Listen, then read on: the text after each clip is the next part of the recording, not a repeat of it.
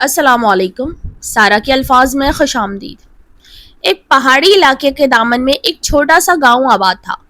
گاؤں کے آخری سرے پر مٹی اور پتھروں سے بنی ایک جھونپڑی میں ایک یتیم لڑکا رہتا تھا جس کا نام حمزہ تھا۔ بچپن میں ہی اس کے والدین دنیا سے رخصت ہو گئے تھے۔ نہ کوئی بڑا بھائی تھا، نہ ایسا رشتہ دار جو مستقل سہارا بن سکتا۔ زندگی نے اسے عمر سے پہلے ہی بڑا کر دیا تھا۔ چند بھیڑیں اور بکریاں ہی اس کی کل دنیا تھی، جنہیں وہ روزانہ پہاڑوں کی طرف لے جاتا اور شام ڈھلے واپس لے آتا۔ کپڑے سادہ تھے، کھانے کا کوئی مستقل انتظام نہیں تھا، لیکن اس کی ایک چیز ایسی تھی جو ہر مشکل کے باوجود کمزور نہیں ہوتی تھی: اللہ پر اس کا یقین۔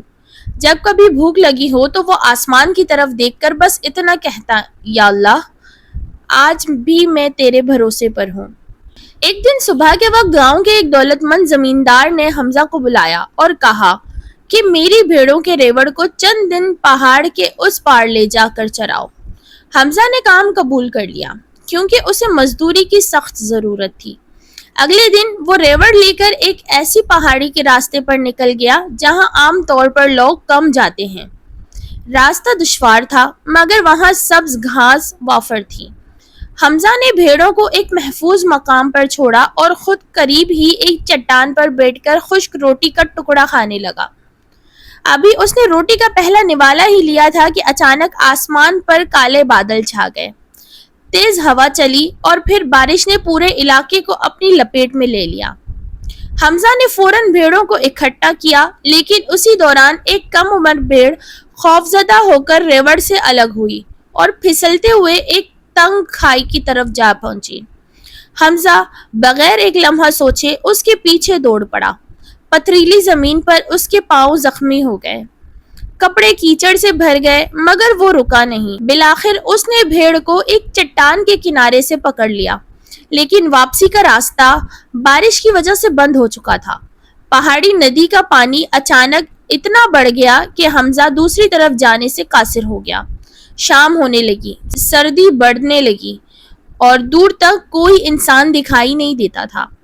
اس کے پاس نہ کھانا تھا، نہ آگ جلانے کا سامان، نہ یہ یقین کہ صبح ہونے تک وہ وہاں سے نکل بھی پائے گا یا نہیں۔ وہ ایک بڑے پتھر کے نیچے بیٹھ گیا، کچھ دیر خاموش رہا، پھر اس نے اپنے ہاتھ آسمان کی طرف اٹھائے اور بولا: یا اللہ، میں جانتا ہوں کہ میں اکیلا ہوں، لیکن تو مجھے دیکھ رہا ہے۔ میں یہ بھی نہیں جانتا کہ صبح کہاں سے آئے گی، مگر تو ضرور جانتا ہے۔ اگر میرے لیے یہاں سے نکلنا لکھا ہے تو کوئی راستہ ضرور بنے گا۔ اس کے پاس بیٹھے جانور بے چین تھے، سرد ہوا مسلسل چل رہی تھی، مگر حمزہ کے دل میں عجیب سا اطمینان تھا۔ اسے حالات کی آسانی پر نہیں، اللہ کی قدرت پر بھروسہ تھا۔ رات گہری ہوتی گئی، اچانک اسے دور سے کہیں پانی کے بہنے کی آواز مختلف سی محسوس ہوئی۔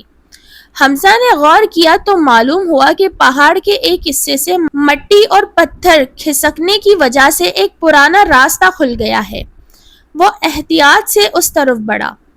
چند قدم چلنے کے بعد اسے ایک چھوٹی سی غار نما جگہ نظر آئی جہاں بارش سے محفوظ رہنے کی گنجائش تھی۔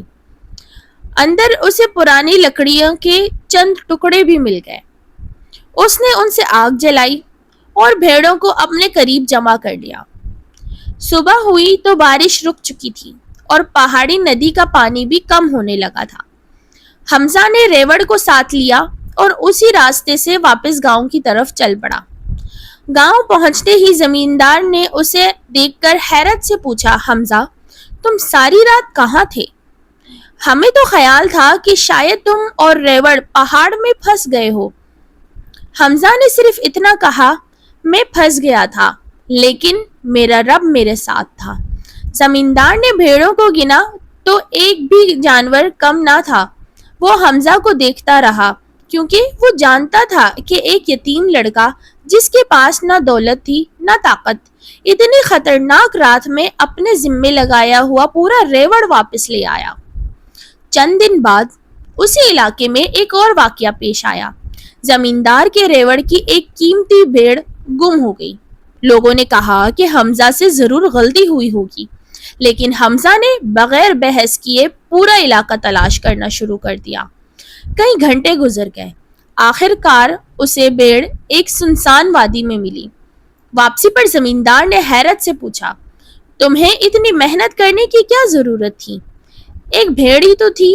حمزہ نے جواب دیا، میرے لیے یہ صرف ایک بھیڑ کا کام نہیں تھا، بلکہ یہ آپ کی امانت تھی، اور میں نے اس امانت کا جواب اللہ کو بھی دینا ہے۔ زمیندار کچھ دیر خاموش رہا۔ اسے پہلی مرتبہ محسوس ہوا کہ غربت نے اس لڑکے سے بہت کچھ چھینا ضرور تھا، مگر اس کے اندر کی دیانت اور یقین نہیں چھین سکی تھی۔ وقت گزرتا گیا۔ حمزہ کی زندگی میں آسائشیں فوراً نہیں آئیں، مشکلات بھی ختم نہیں ہوئیں، مگر اس کا طریقہ بدل گیا۔ وہ مصیبت کو دیکھ کر گھبراتا ضرور تھا، لیکن اسے اپنی آخری حقیقت نہیں سمجھتا تھا۔ جب راستہ بند ہوتا تو وہ راستہ تلاش کرتا، جب رزق کم ہوتا تو محنت کرتا، اور جب کوئی سہارا نظر نہ آتا تو آسمان کی طرف دیکھ لیتا۔ اس کا یقین یہ نہیں تھا کہ اسے کبھی آزمائش نہیں آئے گی، اس کا یقین صرف یہ تھا کہ آزمائش کے وقت بھی اللہ اسے دیکھ رہا ہے۔ اور شاید یہی وجہ تھی کہ اس یتیم چرواہے کے پاس دولت کم تھی، مگر دل کے اندر ایک ایسی دولت موجود تھی جسے کوئی چور نہیں چرا سکتا تھا۔ پہاڑوں میں بھیڑیں چراتے ہوئے وہ اکثر دور آسمان کو دیکھتا تھا، پھر خاموشی سے اپنی بانسری اٹھاتا اور ریوڑ کے پیچھے چل پڑتا۔ زندگی اپنے رفتار سے آگے بڑھتی رہی، اور وہ بھی اپنے رب پر یقین رکھتے ہوئے اپنے حصے کی محنت کرتا رہا۔ جڑے رہنے کا شکریہ، اپنا خیال رکھیے گا۔